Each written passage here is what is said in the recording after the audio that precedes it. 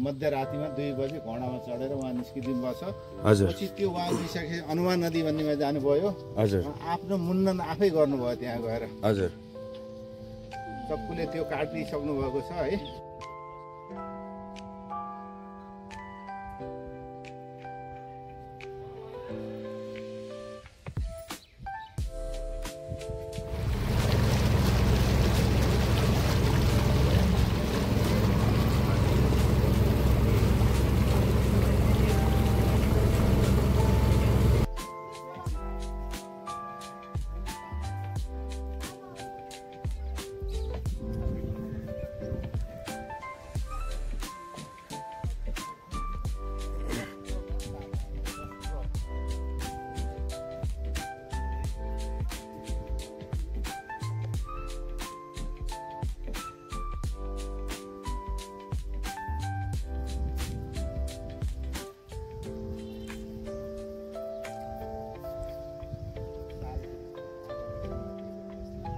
हामी अहिले लुम्बिनी जाँदैछौँ होइन।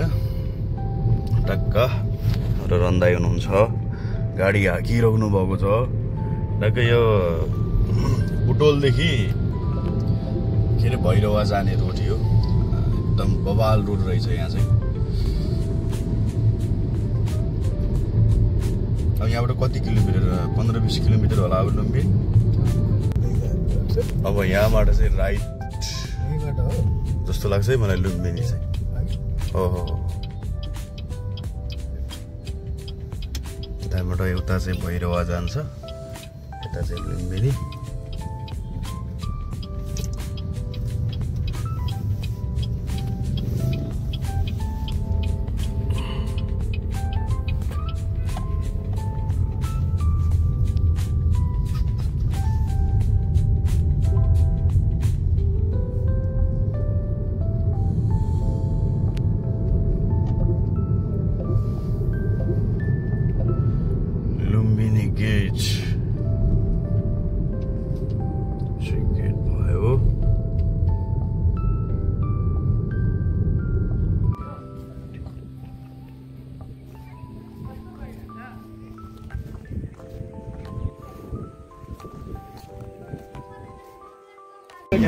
यो चाहिँ मोदीले बनाउँदै गरेको हो। यो उद्घाटन चाहिँ मोदीले नै गरेको हो। शेरबहादुर र त्यो मोदी आथे हैन? त्यही बेला शेरबा त्यो तिब्बतको हो। त्यो पारेको चाहिँ तिब्बतको होइन। अनि यो चाहिँ हाम्रो सिङ्गापुरको यो जाने भित्र यो चाहिँ सिङ्गापुरले बनाएको होइन र यो।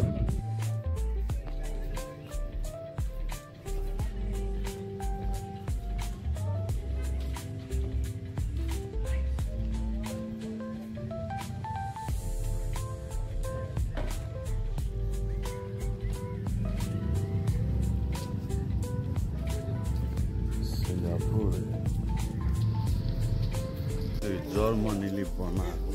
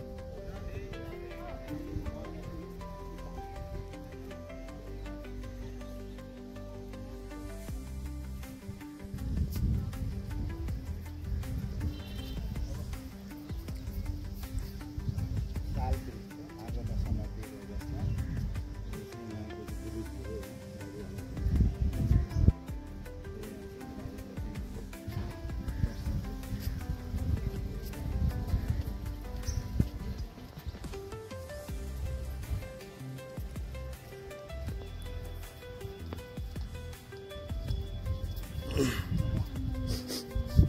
आयो भने मै आज घर फर्किनु मन लाग्दैन सबै चिज छ कि यहाँ जो सानो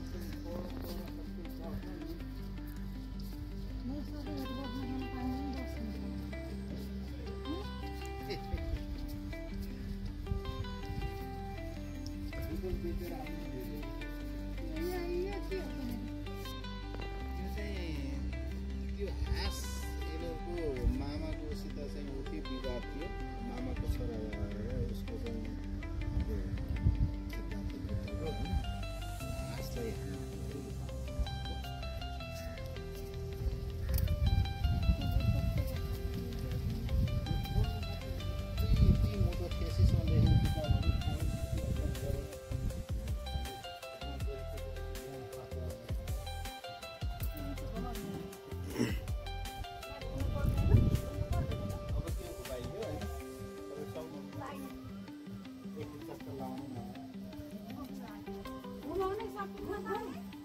दौड्नुपर्छ त्यो जति घुम्यो नि त्यसरी दौड्नुपर्छ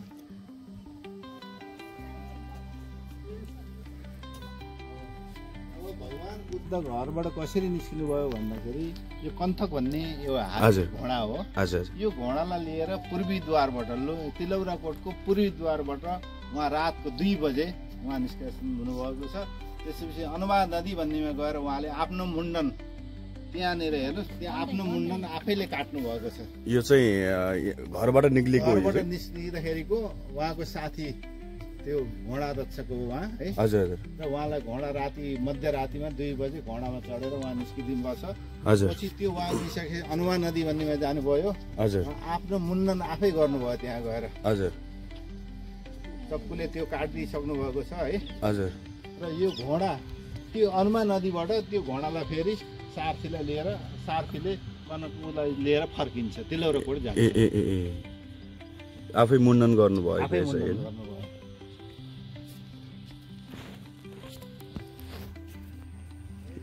यो चाहिँ वज्र के भन्छ यसलाई वज्र वज्र हो।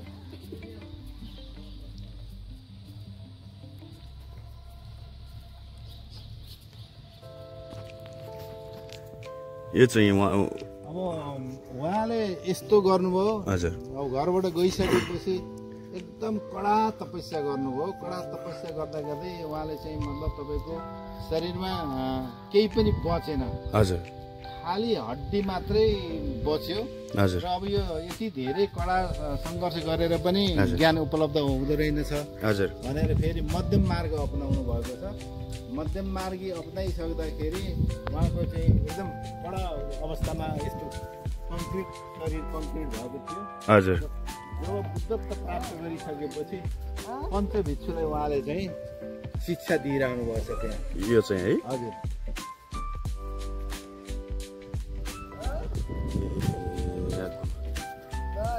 त्यहाँ धेरै कुराहरू लेखिएको पनि छ हेर्नु होला है।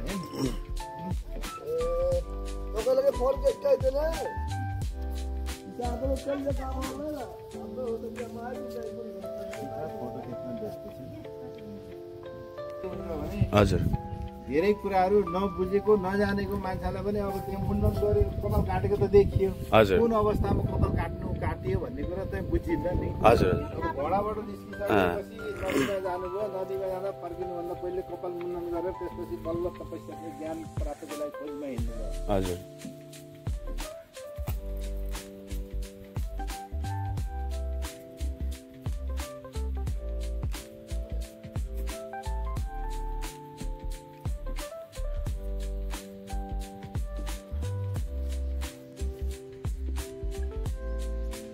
हेर्नुभयो त्यो शरीर हेर्नुभयो नि हजुर हजुर एकदमै कठोर तपस्या गर्दाखेरिको अवस्था र त्यो कठोर अवस्था मध्यम अवस्था लिइसकेपछि ध्यान गर्नुभयो उहाँले। अब त्यो खाना खान सुरु गर्नुभयो शरीरमा अलिकति इनर्जी आयो।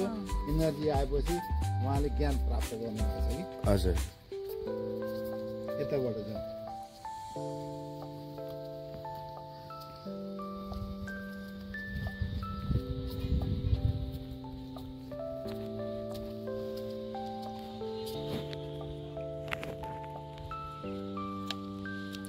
यहाँ चाहिँ उपदेश दिइरहेको छ क्या पञ्चभिक्षुलाई उपदेश उहाँ भिक्षुत्व प्राप्त गरिसकेपछि हजुर बुद्धत्व प्राप्त गरिसकेपछि 5 जना चाहिँ मतलब उहाँले चाहिँ मतलब गुरुजीहरूलाई राखेर भिक्षुहरूलाई राखेर हजुर यो प्रवचन दिनु।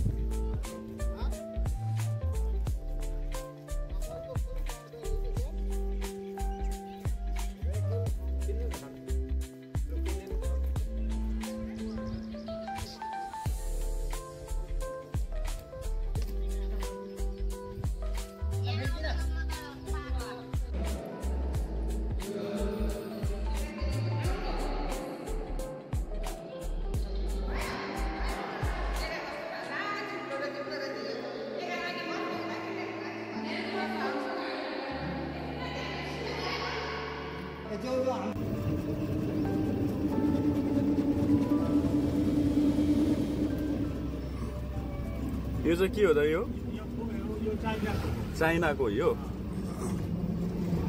चाइना हो हजुर अनि यतापट्टि यो कोरिया हो यो चाहिँ कोरियाको जाने चाइनामा चाइनामा जाउँ नि त यो चाहिँ चाइना टेम्पल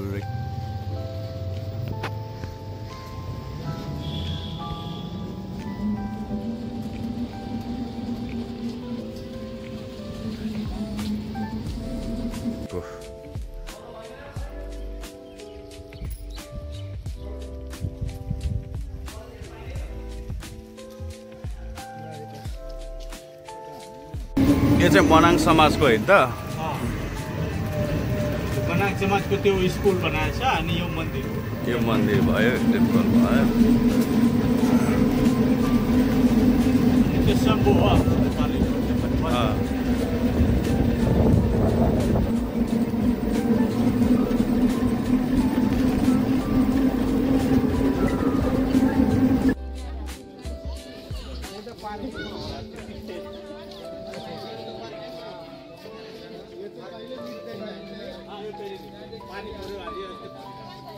पानी पऱ्यो पनि बोलिरहन्छ यो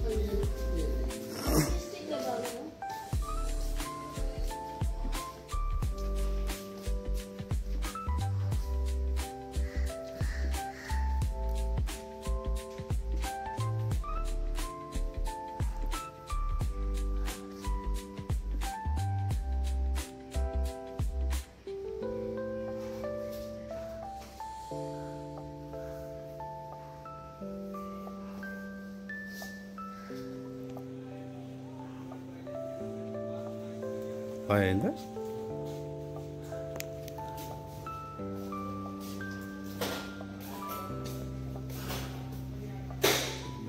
बालिसकेको जाँदा जुत्ता लगाएर पाउँदो रहेछ जुत्ता चाहिँ बाहिर राख्नुपर्ने जुत्ता चप्पल खा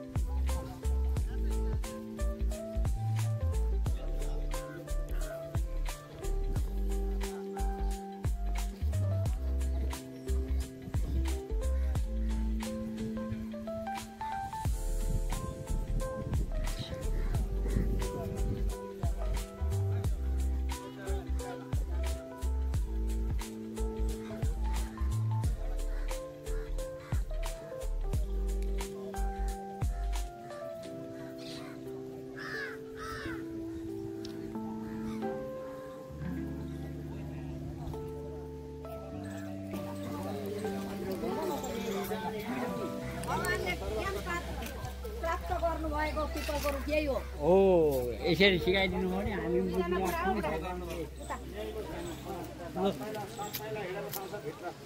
बुद्ध भगवानले ज्ञान प्राप्त गरेको स्थल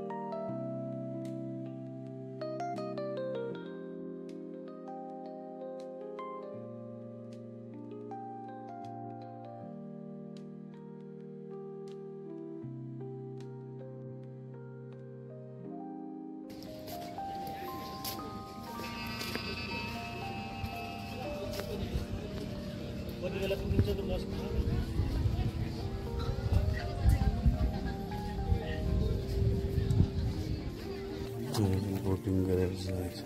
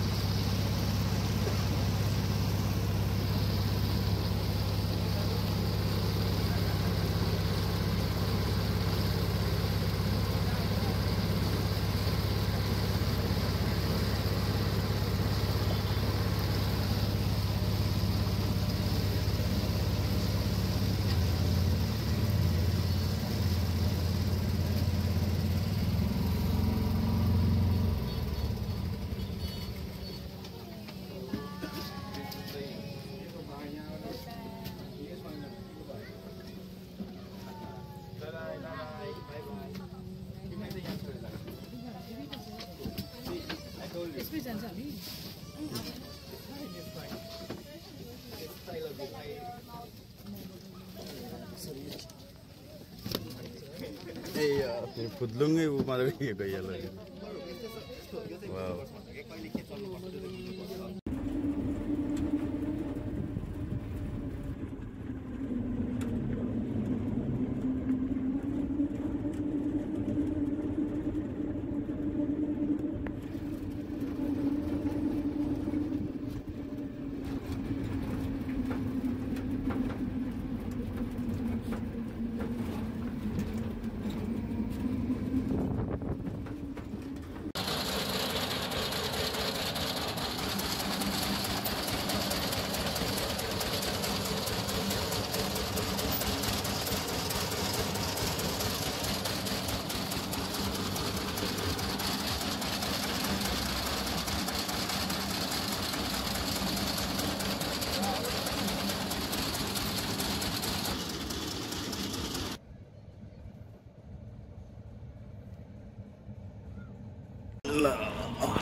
ल धेरै धेरै धन्यवाद है तपाईँले यसो घुमाइदिनु भयो ल हजुर खुसी हुनुभयो एकदम खुसी हजुरको नाम मेरो नाम रहिम खान हो रहिम खान दाइले यहाँ बस पार्कको 60 वटा रिक्सा छ म लिडर हो यहाँ ए दाइले चाहिँ यहाँ टक्क हामीलाई लुम्बिनी घुमाइदिनु भयो उहाँलाई धेरै धेरै धन्यवाद ल दाइ रहिम खान दाइ हस् धन्यवाद